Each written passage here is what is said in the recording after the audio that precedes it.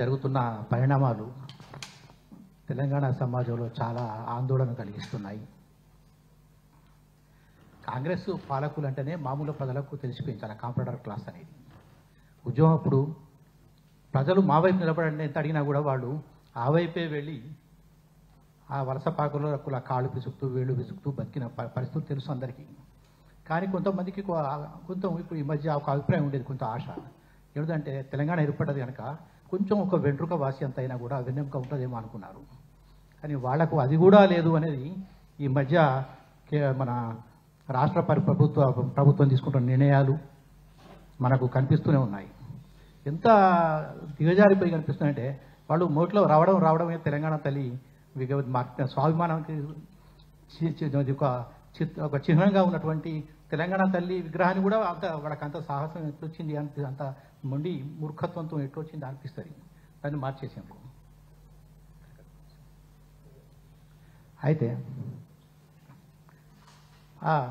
ఇంకే వాడు రోషే విగ్రహం పెట్టడం ఏంటిది అంటే తెలంగాణ ఉద్యమం రావడమే ఒక విగ్రహాలు కూడా కూల్చివేయడానికి వచ్చింది. అంటే వలస పాలకులు వచ్చి ఆక్రమితవాదాల్లో విగ్రహాలు సహించరు స్థానికులు అనేది తెలిసిందే ప్రపంచవ్యాప్తంగా. అమెరికాలో కొలంబస్ విగ్రహాలు కూడా కొట్టిండ్రు. ఇప్పుడు మనం చూస్తూనే ఉన్నాం ఆ విగ్రహాలు కూల్చివేయడానికి ఏంటంటే ఎంత అక్కసు కోపం ఉందో తెలుసు. అయినా కూడా ఏమాత్రం తెలంగాణ మనోభావాల మీద పట్టింపు లేకుండా రోషే విగ్రహం పెట్టిండ్రు. పెట్టదలుచుకుంటే మనకు తెలంగాణ వైతాళికులు ఎంతమంది లేరు. అదే వైశ్య కులానికి కావాల్సిన కూడా అనేక మంది ఉన్నారు. అంటే మీరంతా వెర్రివాళ్ళు, ఇక్కడ మీ కులంలో ఇవ్వలేడు లేడని చెప్పినట్టుగా వాళ్ళకు కూడా అవమానకరంగా ఉంది వీళ్ళు చేస్తున్న పని. ఒకటి కాదు, ఇందిరాగాంధీ పేరు ఎందుకు పెట్టాల్సి వచ్చింది పథకాలకు? అంటే ఇందిరాగాంధీ ఒక ప్రైమ్ మినిస్టర్గా గౌరవిస్తాం, కానీ తెలంగాణకు సంబంధించి జరిగింది ఏమిటి? 1969 మూవ్మెంట్ అప్పుడు 100 మందిని పిట్టని కాల్చినప్పుడు కాల్చంపారు. ఇదే ఆంధ్ర పాలకులు కేంద్ర ప్రభుత్వంతో షరీకై ప్యాంటు ముసలి మీద తుపాకి పెట్టి కాల్చారు, పారిపోతున్నాడు ఆపి. ఒక చిన్న పసిపాప మిద్ద మీద కాళ్ళు నడకడం అలవాటైన చిన్న పాప పరిగెత్తుకుంటూ వస్తుంటే మిద్ద మీద కొసకు వైపు తల్లి వెనక నుంచి వస్తూనే ఉన్నది, బుల్లెట్తో వచ్చిన దెబ్బొచ్చి తాకింది. అంటే అంత నిర్దాక్షిణ్యంగా మీరు తెలంగాణ ఆడడానికి వీలేదు, మీరు ఉద్యమించడానికి వీలేదు, మీకు ఇట్లా వీళ్ళ రోగం తిప్పాలి అన్నట్టుగా వాళ్ళు అప్పుడు ఇందిరాగాంధీ ఈ ఆంధ్ర పాలకులు కలిసికట్టుగా చేసిన దాడి అది. ముల్కీ రూల్స్ సుప్రీంకోర్టు చెల్లుబాటు అయితే అని చెప్పినాక కూడా వాటిని పార్లమెంట్ ద్వారా మళ్ళీ నిర్వీర్యం చేసి తెలంగాణ ఇంత విషాదం అనుభవించడానికి కారణం ఏంటి? దానికి కారణం ఇందిరాగాంధీ పాలనే కదా. అయినా సిగ్గు శరం లేకుండా ఎట్లా భరిస్తాం, ఎట్లా పెడతారు ఈ పేర్లు ఇవన్నీ కూడా.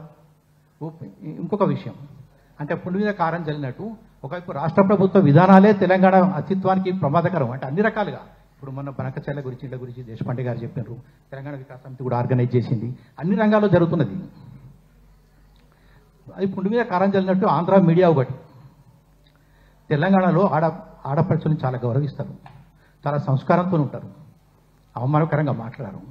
అటువంటిది ఎక్కడి నుంచి వచ్చి వీళ్ళు ఓడరేవుల సంస్కృతిని తీసుకొచ్చి మనం విలువలను నాశనం చేద్దామంటే ఎట్లా? అంటే ఒక ప్రాంతాన్ని ఒక కులాన్ని కానీ ఎవరు నడడం లేదు. అక్కడ ఉండే ఒక వ్యాపార అన్నింటినీ వ్యాపారం తీసుకుని ఒక సంస్కృతితో ప్రతినిధులుగా వచ్చిన ఈ కీచక మూఠ తెలంగాణ విలువలు నాశనం చేద్దామని చూస్తున్నది. అంటే ఒక ఆక్రమిత ప్రాంతాన్ని వాడు వచ్చినవాడు కేవలం వనరులు దోచుకుంటూ ఊరుకుడు వాడు ప్రజల్లో ఆత్మన్యూనత కలిగిస్తాడు. ఇవన్నీ మనం ఉద్యమం అప్పుడు చెప్పుకున్నాం. మన భాషా సంస్కృతిని హీనంగా చూస్తాడు, మన విలువల్ని పత్రంగా కావాలని చూస్తాడు. మీరు విదేశీ పెట్టుబడులు ఎప్పుడు వచ్చినా చూడండి, డ్రగ్స్ ఇవన్నీ వస్తాయి, ఉచిత సంస్కృతి ఇవన్నీ కూడా విలువలు నాశనం చేద్దామని చూస్తారు వాళ్ళు. అంటే ఒక విలువలు గల సమాజాన్ని వాళ్ళు అంగీకరించారు, ఎందుకంటే సమాజం ఉండదు విలువలతో అనేది. ఇప్పుడు ఆంధ్ర మీడియా చేస్తున్న పని కూడా ఆంధ్ర మీడియాలో పేరుతోని వాళ్ళు చేస్తున్న పని అది. ఇంకా ఇంకా ఆశ్చర్యకర విషయం అంటే వాళ్ళు పత్రికా హక్కుల గురించి చెప్పుకోవడం అనేది. అవి పత్రికల హక్కులు ఎట్లయితే నిజానికి హక్కులు అంటే శ్రీధర్ గారు ఇటువంటి వాళ్ళకి బాగా తెలిసి ఉంటుంది. అవి వాళ్ళకి హక్కులు ఇక్కడి నుంచి వస్తాయి అంటే వాళ్ళ తాత నుంచో అయ్య నుంచో చంద్రబాబు నుంచో రావు కదా హక్కులు అనేవి. ప్రజలకు ఉంటాయి హక్కులు. ప్రజాస్వామ్యంలో ప్రజలు హక్కులు సాధించుకున్నారు, స్వతహా ఉంటాయి, సాధించుకుంటారు కూడా వాళ్ళు. అందులో భాగంగా మేము కూడా నేను 40 ఏళ్ళు దాదాపు నేను 40 ఏళ్ళు జర్నలిజంలో ఉన్నాను. పత్రిక అంటే ఏంటి, హక్కులు ఏంటో మాకు తెలుసు. అది ఎంత సంస్కారపూరితంగా వ్యవహరిస్తామనేది తెలిసిందే నాకు. ఒక మూర్తి గారు ఎడిటర్గా ఉన్నప్పుడు ఒక ఫోటో ఆయన ఒక ప్రోగ్రాంలో పాల్గొన్నారు. ఆ ఫోటో వచ్చింది, వార్తతో పాటు పెడదామనుకున్నారు. అందులో తన ఫోటో కూడా ఉంది. నేను ఎడిటర్గా ఉండి ఫోటో పెట్టుకుంటే బాగుండదు, నా ఫోటో కత్తిరించి మిగతా ఫోటో పెట్టండి, మిగతా వాళ్ళ ఫోటోలు పెట్టండి అన్నాడు ఆయన. అంటే అంత సంస్కారయుతంగా ఉంటారు. పతంజలి గారు ఎడిటర్గా ఉన్నప్పుడు ఎడిటర్లు జాయింట్ స్టేట్మెంట్ ఇచ్చారు ఏదో ఇష్యూ మీద. విలేకరి వార్త రాసేటప్పుడు పతంజలి గారి పేరు ముందు పెట్టి తర్వాత మిగతా సంపాదకుల పేర్లు పెట్టాను. ఆయన చూసి పేజీ పెట్టడం అయిపోయింది. మళ్ళీ వార్త తిరగరాయించి ఆఫ్తాలకు తిరగరాయించి పెట్టించిన ఏంటంటే నా పత్రికలో నా పేరు ముందు పెట్టి మిగతా సంపాదకుల పేరు తర్వాత పెట్టడం భావ్యం కాదు, నా పేరు చివరలో పెట్టండి అన్నాడు ఆయన. మళ్ళీ చివరి నిమిషంలో మేము మార్పులు చేసినాం. అది నేను ఐ వెంకట్రావు గారి దగ్గర పనిచేసినప్పుడు ఒక వ్యాసం రాసుకుపోయినా. ఆయన దీంతో ఏకీభవించాలని నాకు తెలుసు, కానీ రాసిపోయి చూపిస్తే I don't agree with this view point but it is a powerful argument, పెట్టండి అన్నాడు. అంటే ఆయనకు నచ్చలేదు. అంటే ఏటర్ నచ్చిన వ్యాసాలే మొత్తం రావనే ఏం లేదు, భిన్నాభిప్రాయాలు గౌరవించాలి అని పెట్టమన్నాడు. అటువంటి ఏటర్ల దగ్గర నేను నిజంగా పనిచేసిన కేశవాస్ గారు చాలా ప్రతి ఒక్కటి చూసాడు పదం కూడా.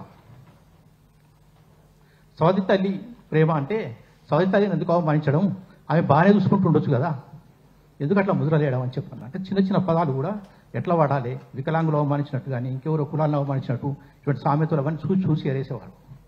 శ్రీనివాస్ గారికి సంగీత శ్రీనివాస్ గారు తెలుసు ఎట్లా ప్రజాస్వామ్యంగా ఉండేది పత్రిక రావడానికి. అంటే అట్లా పనిచేసిన వాళ్ళకి మాకు వీళ్ళు జర్నలిస్టులని ఈ జర్నలిజం అని చెప్తే మాకు చాలా ఆశ్చర్యంగా ఉంది. వీళ్ళు జర్నలిజం కాదు, వీళ్ళు జర్నలిస్టులు కాదు, ఖచ్చితంగా చెప్పగలం. ప్రజలకు మేము ప్రభుత్వం మీద పోరాడినాం, జెండాలు పట్టుకొని తిరిగినాం, ఎప్పుడు ప్రజల హక్కులకు మద్దతుగా మేము తిరిగినాం.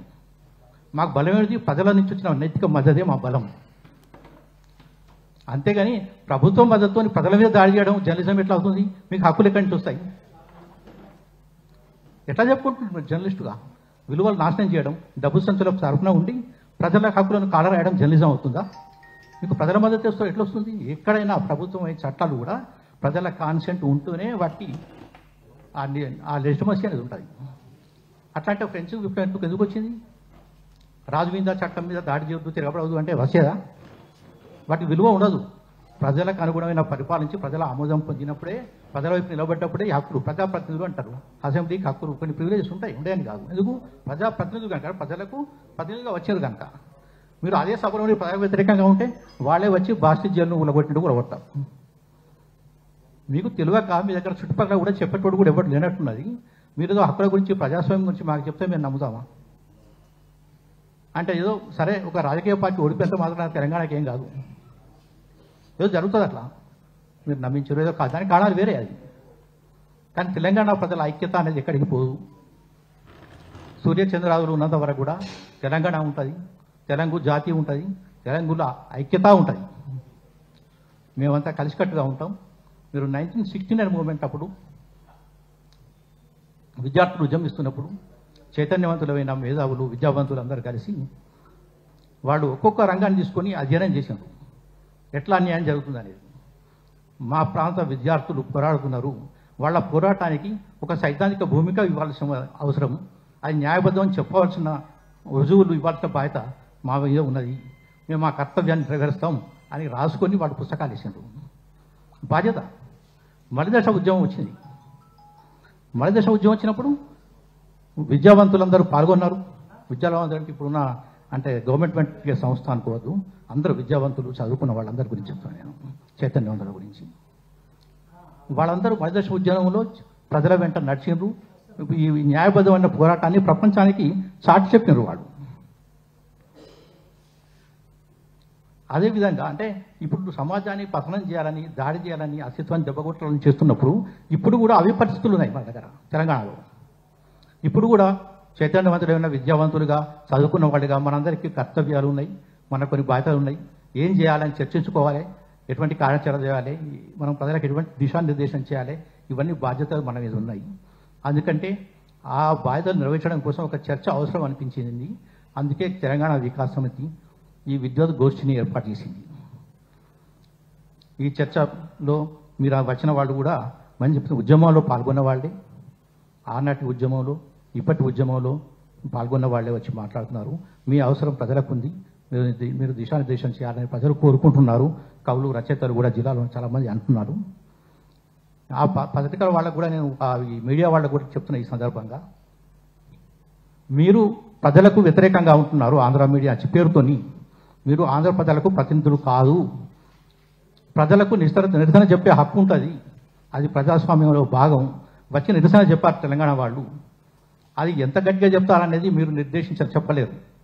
దౌడ పనులు అలవాటు కొడతావా, మెల్ల కొట్టదా అంటే కోపం వచ్చినోడు ఎట్లన్నా కొడతారు. ప్రజల ఆగ్రహం అట్లా ఉన్నది. ప్రజల ఆగ్రహం ముందు వీళ్ళు మీరు హక్కులు ఎవి పనికిరావు, ఈ చట్టం చెప్పి అవన్నీ అబద్ధం. ప్రజలకు అనుకూలంగా ఉన్నప్పుడే అవన్నీ చెల్లుబాటు అవుతాయి. అందుకని ఇటువంటి మీ మీద దాడికి ఆంధ్ర ప్రజలు చప్పట్లు కొడుతున్నారు. ఆ చప్పట్లు మాకు వినిస్తున్నాయి ఇక్కడికి కూడా. వాళ్ళ మద్దతు ఉన్నది, వాళ్ళు తెలుసుకున్నారు. ఉద్యమప్పుడు కొంచెం భయాలు ఉండేటి ఎట్లుంటుందో అనేది. కానీ 10 ఏళ్లలో తెలంగాణ ప్రజలు ఎట్లుంటారని వాళ్ళకి తెలిసింది. వాళ్ళు తెలంగాణ ప్రజలకు మద్దతు ఇస్తున్నారు. అందుకని ఇప్పటి పరిస్థితుల్లో ఏం చేయాలి, మన కర్తవ్యం ఏంటి అనేది చర్చించుకోవడం కోసం మేము అందరూ వచ్చినందుకు, ఈ ఏర్పాటు చేసినందుకు సంతోషం. చర్చను ప్రారంభించవలసిందిగా మన సిద్ధారెడ్డి సార్ని కోరుతున్నాం.